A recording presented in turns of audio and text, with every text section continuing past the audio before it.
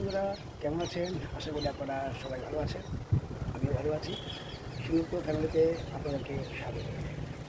আমি অনেকদিন বাদে আবার একটা ভিডিও করলাম। অ্যাকচুয়ালি আমি টাইম পাচ্ছিলাম না আমার নিজের ব্যক্তিগত কাজের জন্য।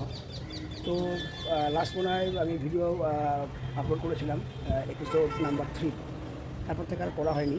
অ্যাকচুয়ালি বললামই আমি আমার নিজের জীবনের লাইফে আমি একটুখানি ব্যস্ত ছিলাম। তার জন্য একটা ভিডিও করলাম আপনাদের সঙ্গে কিছু কথা শেয়ার করবার জন্য, যেটা আবার সম্পূর্ণ আমার নিজের ব্যক্তিগত লাইফের কথা।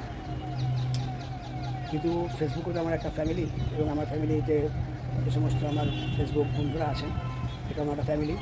তো আমি মনে করলাম যে একটু শেয়ার করি আপনাদের সাথে। তো ভিডিওটি আপনারা সম্পূর্ণ দেখবেন, স্কিপ করে যাবেন না। আর যদি স্কিপ করে যান সেটা আপনাদের সম্পূর্ণ ব্যক্তিগত ব্যাপার, আমি সেটা নিয়ে কিছু বলবো না। তো যে বিষয়টা নিয়ে আমি আজকে আলোচনা করতে এসেছি, আমার জীবনে একটা ছোট্ট কাহিনী। আমার এই কর্মরত জীবনে 3-4 মাসে আমি একটা কাজের সঙ্গে খুব ব্যস্ত ছিলাম, এবং সেই কাজটা নিয়ে আমি খুব আশাবাদী ছিলাম যে কাজটাতে আমি হয়তো সাকসেস পাবো। তো তার পিছনে আমি দৌড়াচ্ছিলাম, প্রচুরভাবে আমি পরিশ্রম করেছি। কিন্তু তার রেজাল্ট আমি গত 3 দিন আগে পেলাম যে সেই যে আমি পরিশ্রম করলাম, তো সেই আমার কর্মরত জায়গায় সে কাজটিতে আমি সফলতা অর্জন করতে পারলাম না। তারপরে দেখেছেন আমার ফেসবুকে রিলস এবং আমার ভিডিওতে, যেগুলো আমি করেছি ভিডিও পোস্ট, তাহলে দেখেছেন আপনারা আমার হেয়ার এবং আমার শেভিং করা ছিল না। তো আমি সেটা আমার সেটা রেখে দিয়েছিলাম। আমি এই কাজটা সাকসেস হলে পরে আমি সেগুলো আবার চুল কাটিং করবো এবং আমি শেভিং করবো, নতুনভাবে নতুন আপনার কাছে আসবো। কিন্তু যাই হোক, দুঃখের বিষয়, কাজটা তো সাকসেস হতে পারিনি। কিন্তু তবুও আমি আমার হেয়ার কাট করেছি এবং শেভিং করে এসেছি আপনার কাছে নতুন একটা লুক নিয়ে। এবং আমার নেক্সট কর্মরত জীবনের আবার একটা নতুন অধ্যায় শুরু করব। কর্ম তো করে যেতেই হবে, জীবনে সাকসেস পাও কি না পাও, সবাইকে কর্ম করতে হবে। কর্ম হচ্ছে আমাদের জীবন। কিন্তু আমি মনে করি কর্মের সাথে বা পরিশ্রমের সাথে কিছুটা ভাগ্যটা খুব প্রয়োজন হয়। আমি যদি গেছি আমার আমার ব্যক্তিগত আমার দিক থেকে, যে আমি কর্ম করলাম, খুব ভাবে করলাম, 100% আমি এফোর্ট করলাম, কিন্তু আমার ভাগ্য 1%ও সাথ দিল না। তো সেটা তো আমার হাতে কিছু নেই। আমার হাতে যেটা আছে সেটা হচ্ছে কর্ম করে যাওয়া, আর ভাগ্যটা আমার হাতে নয়। তো হয়তো ভাগ্যটা ছিল না বলে হয়তো আমি আমার সাকসেস আমি পাইনি। তো তবুও আমি হাল ছাড়বো না, আমি এগিয়ে যাব, কোনো না কোনো সময় নিশ্চয়ই সাকসেস হব। তো আমাদের ফেসবুকে যে সমস্ত বন্ধুরা আছেন, যারা দিদিভাই দাদাভাইরা যারা আছেন, যারা সাকসেস পেয়েছেন এবং যারা আগামী দিনে সাকসেস পাওয়ার জন্য লড়াই চালিয়ে যাচ্ছেন, আমি বলবো একটা কথাই, যে লড়াই তো চালিয়ে যেতেই হবে। ঠিক আছে, ধৈর্য ধরতে হবে, লড়াই চালিয়ে যেতে হবে। সাকসেস নিশ্চয়ই পাবো, কখনো পেলাম না তা বলে নিরাশ হয়ে কিন্তু ফিরে চলে যেতে হবে না, লড়াইটা চালিয়ে যেতে হবে। তো ঠিক সেরকমভাবেই আমিও কর্মটা করলাম, সাকসেস পেলাম না তা বলে আমি থেমে থাকবো না।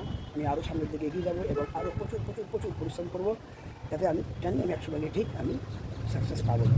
তো এই কথাতে আমার একটা কথা মনে পড়ে গেল, যেটা আপনারা হয়তো সকলেই জানেন বা আপনাদের এটা জানা কথা, যে আমাদের খুব পরিচিত আমাদের একজন অভিনেতা, যার নাম হচ্ছে সুপারস্টার, যাকে আমরা বলে জানি, ঋষি কাপুরজি। তো ঋষি কাপুরজি যখন উনি খুব অসুস্থ ছিলেন, এবং সালটা হচ্ছে আপনার 2020 সাল। তো সে সময় উনি এইচএন রিলায়েন্স ফাউন্ডেশন হসপিটালে উনি অ্যাডমিট ছিলেন। ঠিক আছে, তো আপনারা জানেন নিশ্চয়ই ওনার ক্যান্সার হয়েছিল। তো 2020 সালে উনি 13 এপ্রিল উনি আমাদেরকে ছেড়ে চলে যান, পরলোক গমন করেন।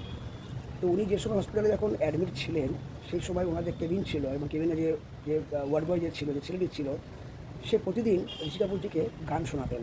ঋষি কাপুরজি গান শুনতে খুব ভালোবাসতেন, তো উনি গান শোনাতেন ছেলেটি প্রতিদিন। খুব সুন্দর ছেলেটি গান গাইতো, তার গলাটা খুব মিষ্টি। তো যেদিনকে উনি মারা যান, অর্থাৎ 30 এপ্রিল, সেদিনকেও ওই ছেলেটি প্রতিদিনের মতো সেদিনকেও ঋষিজিকে গান শুনিয়েছিল। তো গান শোনার পর ঋষিজি একটা কথা ছেলেটিকে বলেছিল। কথাটা কি জানেন?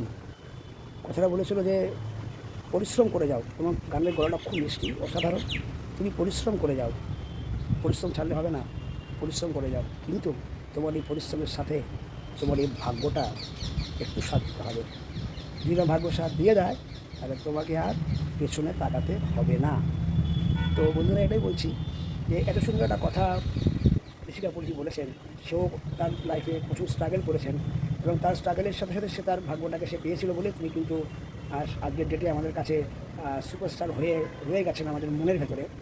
তো আমি এটা মনে করি ওনার এই যখন জিনিসটা আমি দেখলাম, ওনার একটা ভিডিও লাস্ট উনি মানে মারা যাওয়ার আগে লাস্ট ভিডিওটা যখন দেখেছিলাম, তো আমি সেখান থেকে একটা জিনিস মানে বুঝলাম যে সত্যি যে কর্ম তো করতেই হবে, পরিশ্রম তো করতেই হবে, কিন্তু তার সাথে যদি একটু ভাগ্যটা সাথ না দেয় তাহলে কিন্তু চলবে না। আমি আগেও বললাম যে ভাগ্যটা কিন্তু আমাদের কারোর হাতে নয়, ভাগ্যটা ভগবানের হাতে আছে। কিন্তু তারপরে কি আমি পরিশ্রম করা ছেড়ে দেবো? আমি কি হেরে যাবো? আমি কি নিরাশ হয়ে যাবো? একদম নয়। আমি চালিয়ে যাবো, কর্ম করে যাবো, পরিশ্রম করে যাবো। ঠিক না ঠিক একদিন না একদিন ভাগ্য আমার কাছে হেরে যাবে, বলবে আমি তোর সাথ দেবই দেবো, তখন কিন্তু আমি সাকসেস পাবো। তো এটুকু কথাটা আপনাদের সঙ্গে শেয়ার করলাম। আমার নেক্সট ব্লগ একটা আসবে, শিগগিরই আসবে। আমি আগেই বললাম যে আমি খুব ব্যস্ত ছিলাম, তার জন্য আমি ভিডিও কিছু করতে পারিনি। তো সামনের দিকে একটা ভালো একটা ভিডিও আসবে আমার। তো এই ভিডিওটি আমি আপনার সঙ্গে শেয়ার করলাম। যদি ভিডিওটি আপনাদের কিছু কাজে লেগে থাকে কারো, তাহলে আপনারা ভিডিওটি দেখবেন, শুনবেন, যদি কাজে লেগে যায়। আর যদি ভালো লেগে থাকে তাহলে ছোট্ট করে একটু লাইক, কমেন্ট, শেয়ার করে দেবেন। শেয়ার করলে আরও যারা বন্ধুরা আছে তাদের কাছেও এই বার্তাটা পৌঁছাবে, এই কারণের জন্যই বলা।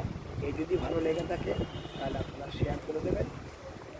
আর আবার দেখা হবে পরের ভিডিওতে। ভালো থাকবেন, সুস্থ থাকবেন। টাটা।